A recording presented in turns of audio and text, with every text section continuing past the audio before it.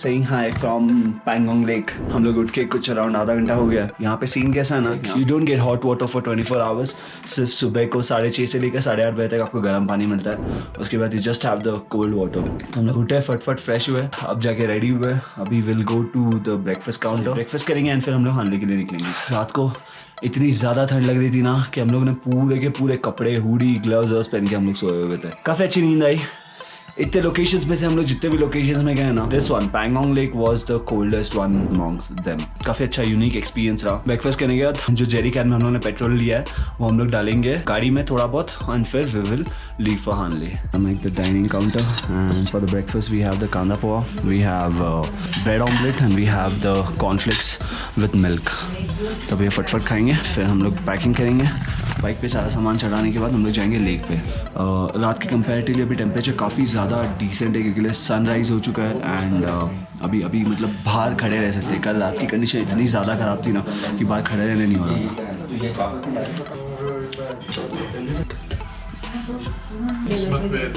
एक Jerry can का petrol उन्होंने गाड़ी में डाल दिया है and the bike is almost full now.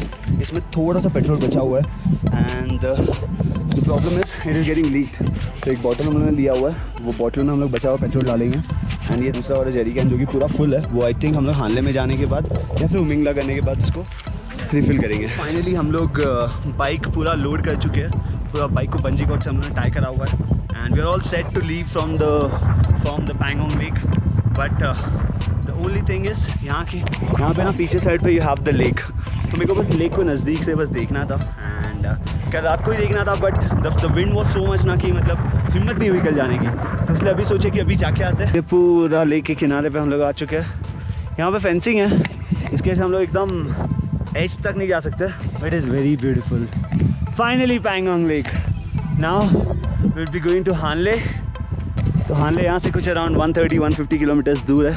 4 से 5 घंटे की जर्नी रहेगी। दिक्कत ये कि रास्ते में कोई खास रेस्टोरेंट्स नहीं है, जिसकी वजह से ना खाने वाने की थोड़ी सी प्रॉब्लम हो सकती है। तो लेट्स सी, अगर कोई भी रेस्टोरेंट दिख गया तो हम लोग कुछ पार्सल ले लेंगे। मेरे को नुब्रा वैली में कुछ ट्रैवलर्स मिले, मेरे को ले में कुछ ट्रैवलर्स मिले, मेरे को पैंगोंग लेक में कुछ ट्रैवलर्स मिले, मेरे को यहाँ स्टे के इधर कुछ ट्रैवलर्स मिले। You know this travellers normally communicate with each other कि क्या प्लान है, कहाँ से आए हो, क्या क्या कवर किया।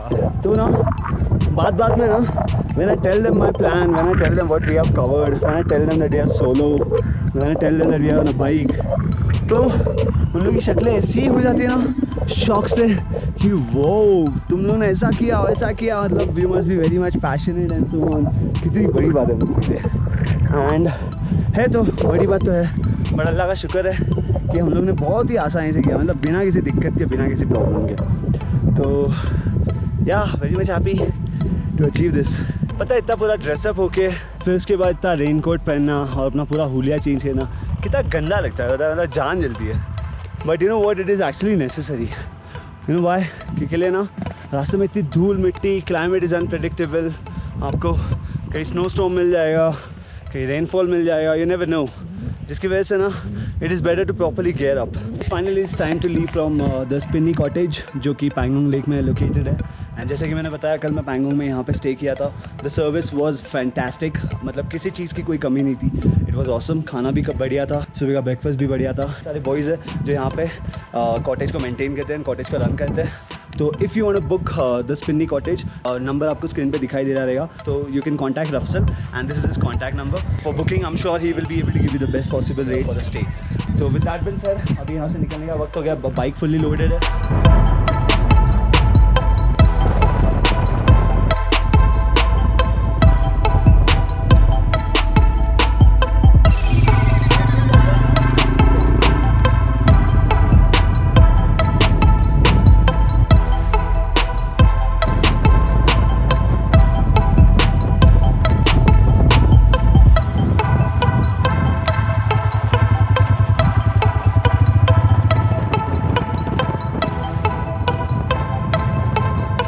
जैसा कि मेरे को कहा गया था, हानले का रास्ता पूरे एकदम आइसोलेटेड रहने वाला, दैट इज़ टोटली ट्रू। ये तो रास्ते पे लिटरली कोई भी नहीं है। एक तो बस मिलिट्री की गाड़ियाँ दिखी, मिलिट्री के ट्रक दिखे, उसके अलावा इस रास्ते पे कुछ भी नहीं है।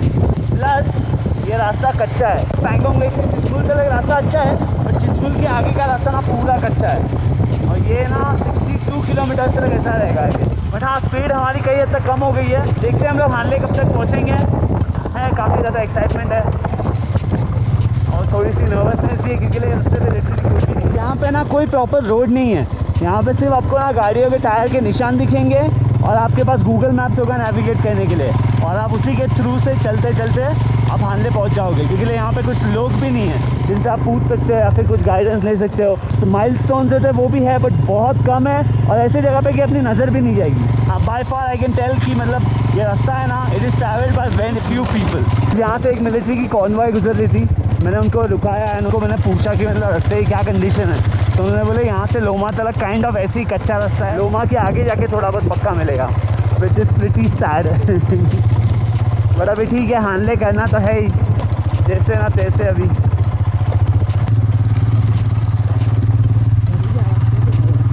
लोमा से हम लोग 42 किलोमीटर दूर है। लैंडस्केप देखो मतलब रास्ता कहाँ है क्या है कोई ऐसा पता नहीं, सिर्फ टायर्स के निशान को फॉलो करो और आगे जाते रहो।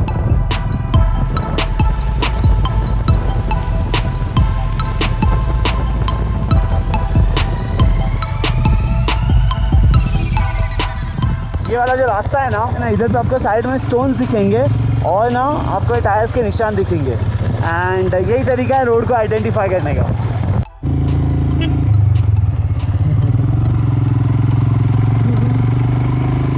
मुंबई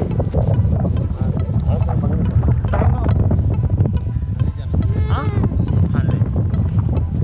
हानले के बाद फिर शायद उमिंगला जाएंगे। तो अभी हम लोग कुछ लोगों किलोमीटर दूर है एंड यहाँ पे ना एक चेक पोस्ट है जहाँ पे आपका ड्राइविंग लाइसेंस नंबर, आपका इनर लाइन परमिट नंबर, आपका नाम, एड्रेस और कॉन्टैक्ट नंबर दिया जाता है। फिर देन दे अलाउ लेफ्ट में सैंड, राइट में सैंड और बीच में थोड़ा डिसेंट सा रास्ता।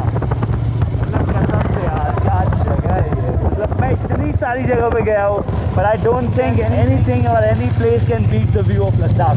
लोमा ब्रिज कुछ 13 किलोमीटर है एंड हम लोग का जो हानले में जो होम स्टे है वो है 68 किलोमीटर।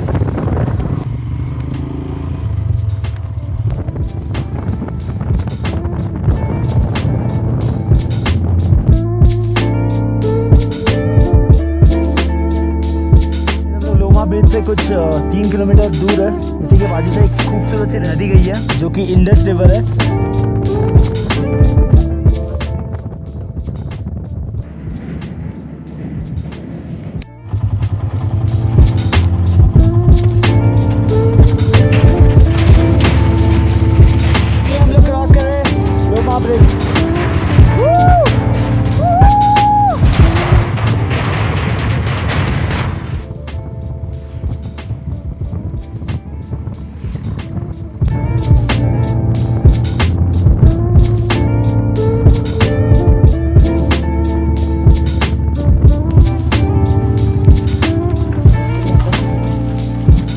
पहले ना जैसे हम लोग ने लोमा का ब्रिज अंदर किया वहाँ पे हम लोग का परमिट चेक हुआ एंड परमिट चेक होने के बाद हम लोग थोड़ा सा अंदर आए एंड वहाँ पे ना एक आर्मी पर्सनल थे, उन्होंने हमारे को रुकाया आज लाइक कि शायद वापस से इनर लाइन परमिट चेक करेंगे but actually invited for lunch. बोले कि अंदर कैंप लगा हुआ है प्लीज़ खाना खा के जाइएगा। लेकिन एक्चुअली थोड़ा सा डाइसी फील हो रहा था खाना खाने के लिए बट फिर अभी फाइनली हम लोग आ गए अंदर पे।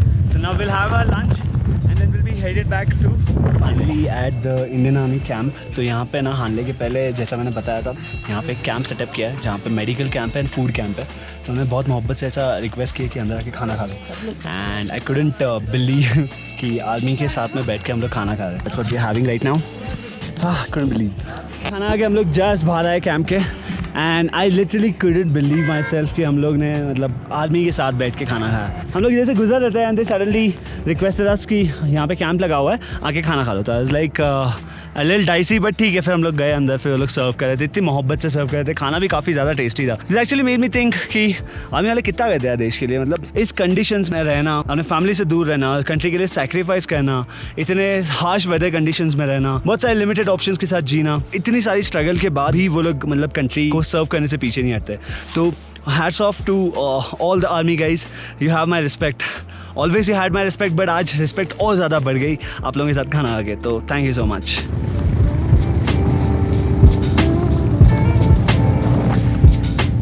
फाइनली पहुंच गए हानले। यहाँ से यही जो रास्ता गया है two way to Umlingla via Fotila top. तो यहाँ से उमिंगला के लिए रास्ता गया है। यहाँ पे आई लव हानले के बोर्ड है और हम लोग जाएंगे यहाँ से अपने रेजिडेंसी पे, अपने होटल में जहाँ पे हम लोगों ने बुक किया हुआ है। होम स्टे में पहुँच गए तो विच इज़ उमिंगला रेजिडेंसी। वक्त कुछ अराउंड 3:10 के आसपास हो रहा है। इसमें कहाँ पे स्टे कर रहा हूँ, मेरा रूम, जगह, वो सारी डिटेल्स मैं आपको बाद में शेयर करूँगा, क्योंकि now I have to cover the Umlingla pass. हम लोग यहाँ पे कुछ 3:30 के आसपास पहुँचे। अभी हो रहे कुछ 4:10 एंड अभी मैं निकल रहा हूँ उमिंगला पास कवर करने के लिए। आई एम होपिंग कि 6-6:30 बजे तक वो कवर करके मैं वापस से रिटर्न आ जाऊँ। I am gonna be doing this solo. मैं हानले से निकल चुका हूँ अकेले उमिंगला पास करने के लिए। नाउ यहाँ से कुछ अराउंड 48 किलोमीटर्स पे एक चिमुसले ब्रिज करके है, वहाँ से उमिंगला पास के लिए रास्ता निकलता है। तो वहाँ से ऊपर उमिंगला पास करेंगे। तो लेट्स होप कि मैं 8 बजे तक वापस से आ जाऊँ। तो भी यहाँ से निकल हानले से मैं कुछ अराउंड 5 किलोमीटर ड्राइव करते हुए ये फोर्टीला टॉप वाले रोड पे आया हूँ। यहाँ से हम लोग फोर्टीला टॉप के थ्रू से उमिंगला के लिए जाएंगे and total distance is 92 odd kilometres. तो यहाँ से अभी आगे जाना है 92 kilometres.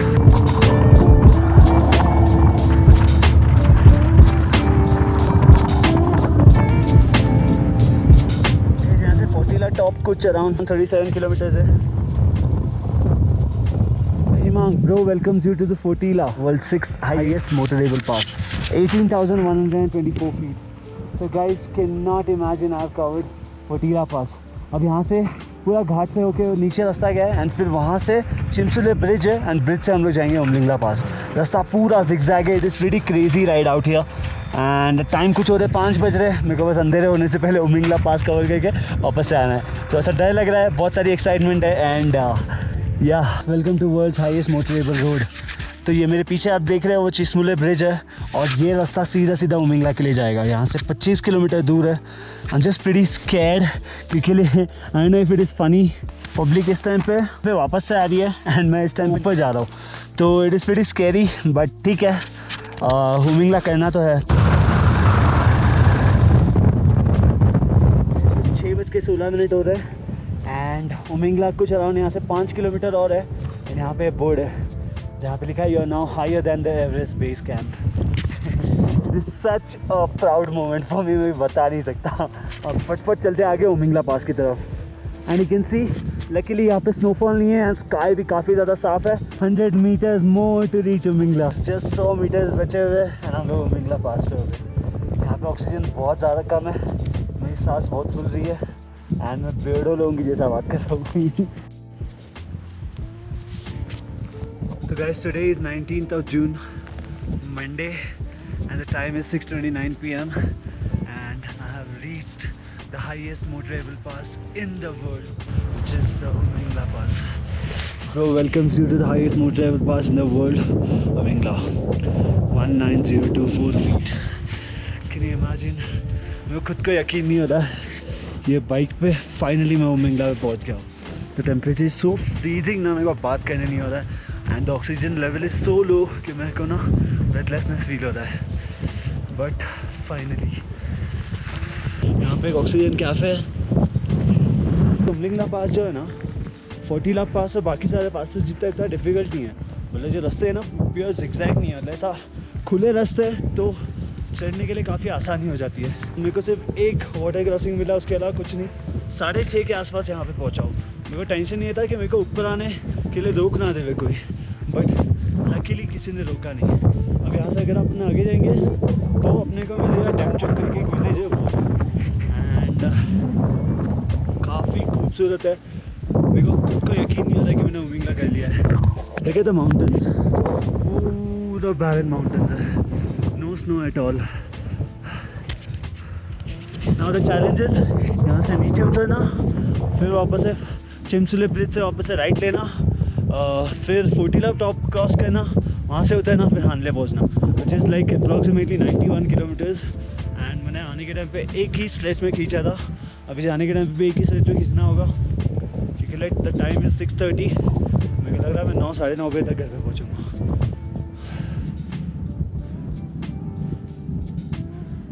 It is higher than the Everest base camp.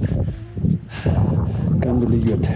Guys, I am on the top of the world.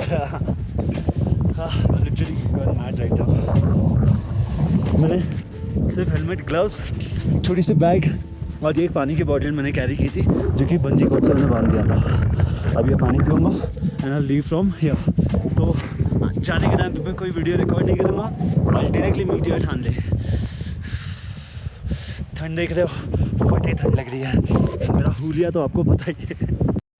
Scariest part, यहाँ से निकलने ही वाला था बट मेरे को कुछ चीज़ रियलाइज़ हुई, और वो ये है कि इस टाइम पे अभी यहाँ पे ऊपर कोई भी नहीं आने वाला है एंड अभी कोई यहाँ पे है भी नहीं। जो भी राइडर्स थे सब निकल गए and I am all alone at Umlingla park. तो बस डर ये है कि गाड़ी कुछ धोखा नहीं दे रहे, बाकी बेशक अल्लाह मालिक सही सलामत पहुँच जाए।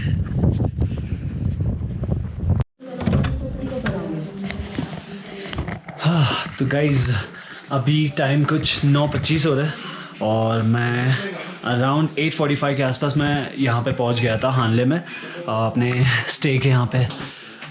The journey was very very very very tiring, क्योंकि लिए मैं कहीं हॉल्ट लिए बगैर डायरेक्टली उमलिंगला गया था और उमलिंगला से वापस से हानले आया था। तो it was very tiring and very chilly and the scariest part was आने के टाइम पे ना लिटरली पूरे रास्ते में कोई भी नहीं था, सिर्फ मैं ही था, अकेला ड्राइव कर रहा हूँ और 8 बजे के बाद पूरा अंधेरा हो गया। तो 45 मिनट्स वो बहुत स्पूकी थे बट हैप्पी कि I was able to go to Umlingla pass all alone, all solo ride and was able to get back in one piece. अब होटल में आ गया हूँ। This is my room. The place is called Umlingla Residency. अपने लिए एक अलग से रूम है जहाँ पे you have this bed, you have this table, you have this dustbin, यहाँ पे अपनी चीज़ें रखी हुई है, बिखरी हुई है। यहाँ पे यू हैव अ कारपेट, यहाँ पे you have a large bed, यहाँ पे विंडो जिसके बाहर बहुत खूबसूरत सा सीन है बट मॉर्निंग में दिखेगा। And over here you have the washroom. तो now the plan is to have a proper dinner. बहुत ज़्यादा भूख लग रही है तो हम लोग अभी जाके खाना खाएंगे। खाने में आज ऑप्शन में है अपने पास, यहाँ पे है rice, over here you have aloo की sabzi, then you have dal and you have paneer and इसमें रोटी। पानी के बाद मेरे को इतनी ज़्यादा ठंड लग रही थी ना कि मैं लिटरली शिवर कर रहा था फॉर एंटायर 30 मिनट्स। मैं गया, गर्म पानी के लिए रिक्वेस्ट डाला and they actually provided us with the hot water. तो मैंने जाके शावर लिया एंड अभी आके मैं खाना खा रहा हूँ। बट एक चीज़ है, पैंगोंग में कंपेरेटिवली यहाँ पे ठंड बहुत कम है। तो यहाँ पे इलेक्ट्रिसिटी का सीन ये है, you just have electricity from 7 PM till 11 PM, उसके बाद लाइट चली जाएगी। तो इसलिए मैंने पावर बैंक लगा दिया चार्जिंग पे। वैसे भी ज़्यादा कुछ फ़र्क नहीं पड़ेगा क्योंकि लिए in which we do don't have any fan.